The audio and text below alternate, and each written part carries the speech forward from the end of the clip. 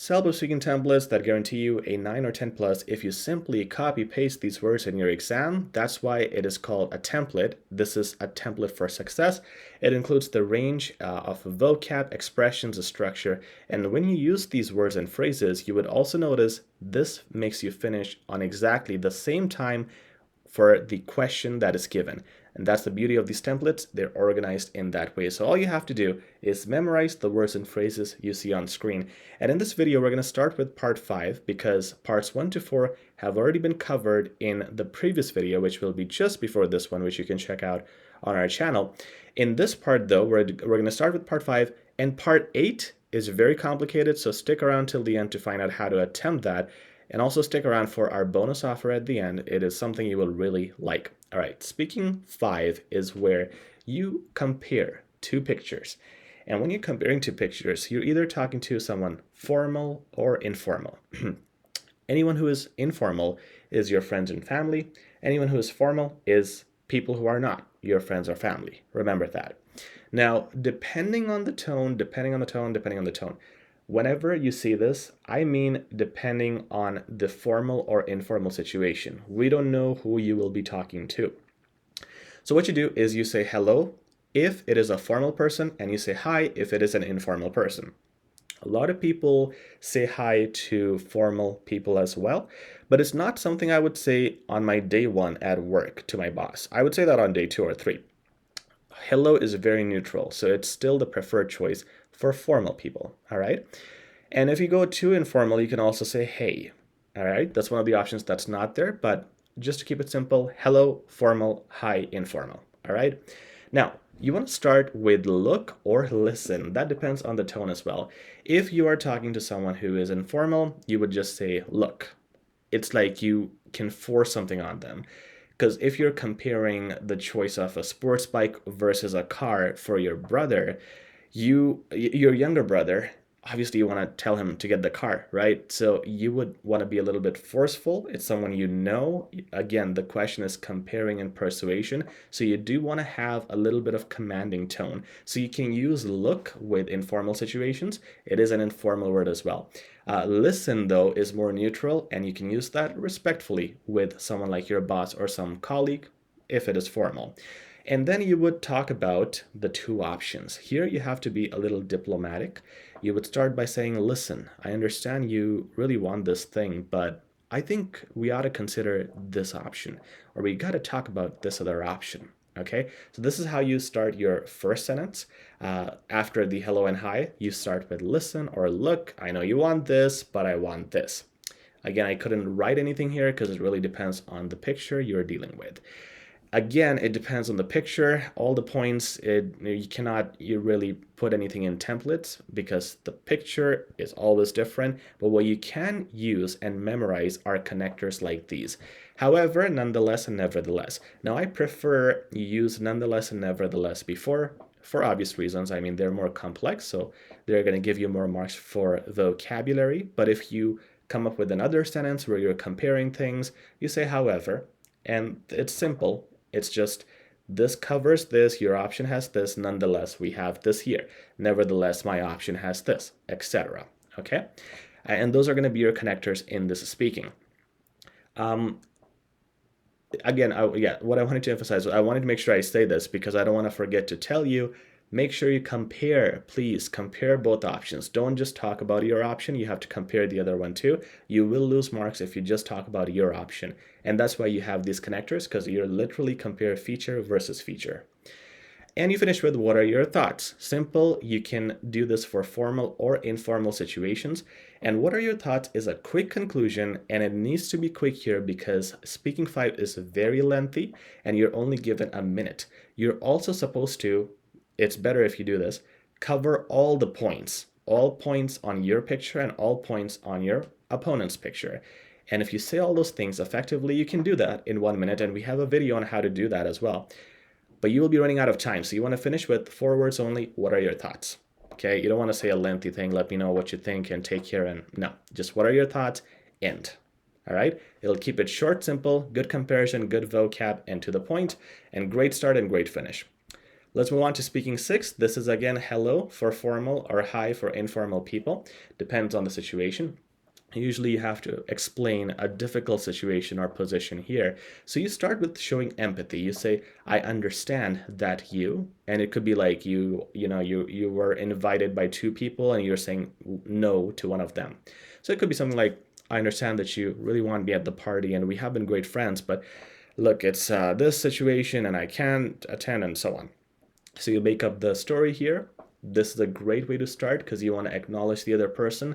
A lot of times I see people being a little rude here. This is called explaining a difficult situation for a reason, because it's supposed to be difficult. You have to use empathy or ability to sympathize with the other person to answer your question. But people just say sometimes, I cannot come to your party. Yeah, just like go away, don't invite me again.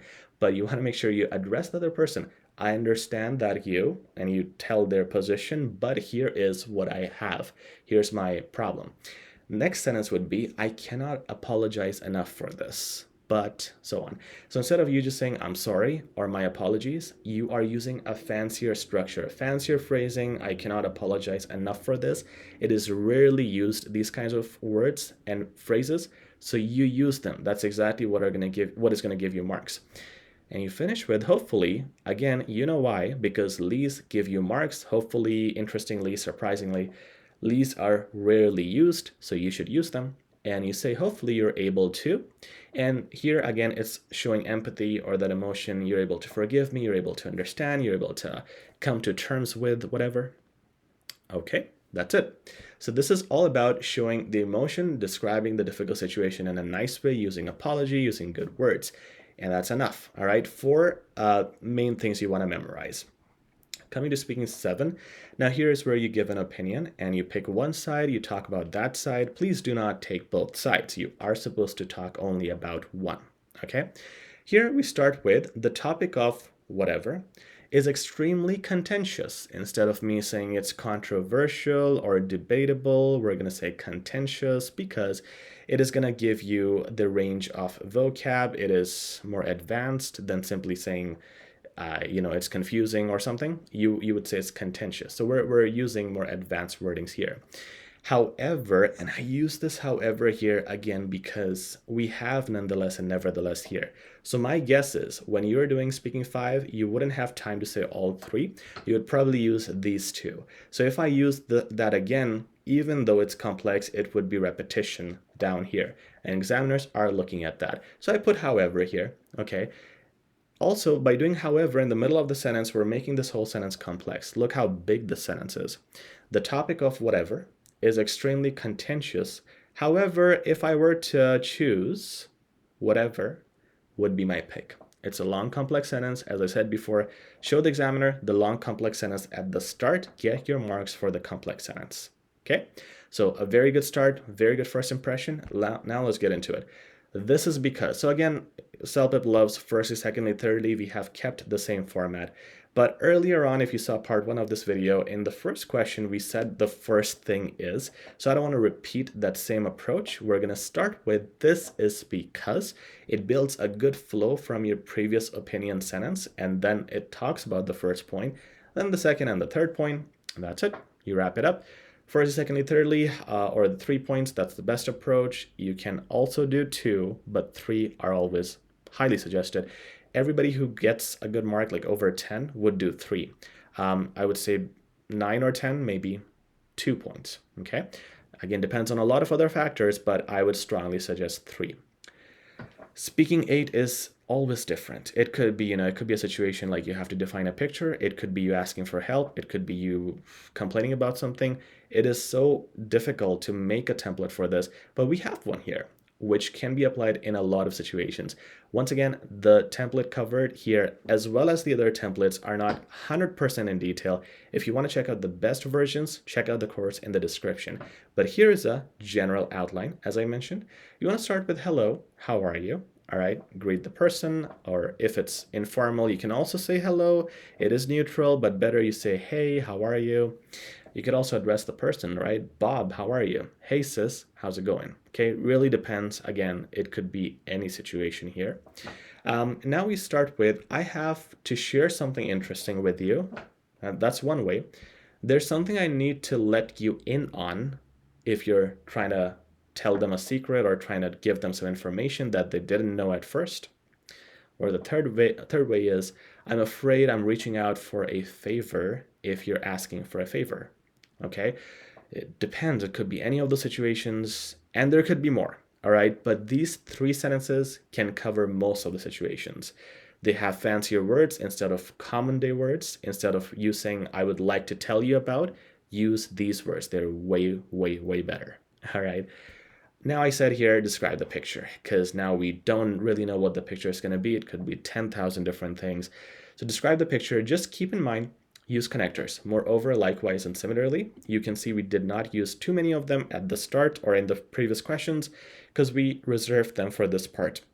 Advanced connectors, you can also say furthermore, accordingly, those kinds of things. Used advanced ones to connect your points.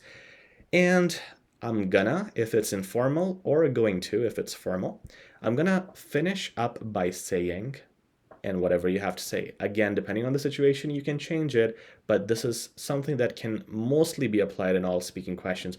I'm gonna finish up by saying, you did a great job here, or I'm gonna finish up by saying, these are my overall thoughts, whatever the picture says.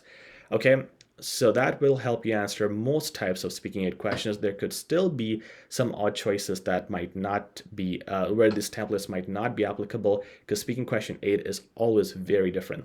But you can be confident that the other questions will definitely fit all the criteria, and 90% chance all the words here will be good enough for speaking part 8 as well. What you got to do now is copy paste these in your practice at home from your brain, of course not in writing. So memorize them and practice them repeatedly to get the best marks in the exam. And make sure to repeat again and again these words, because people read them, they practice it in front of them when they're answering questions, but in the exam they forget it. So you have to repeat to memorize all these words and phrases. And once you start applying them, you will notice you're finishing everything on time, which is wonderful.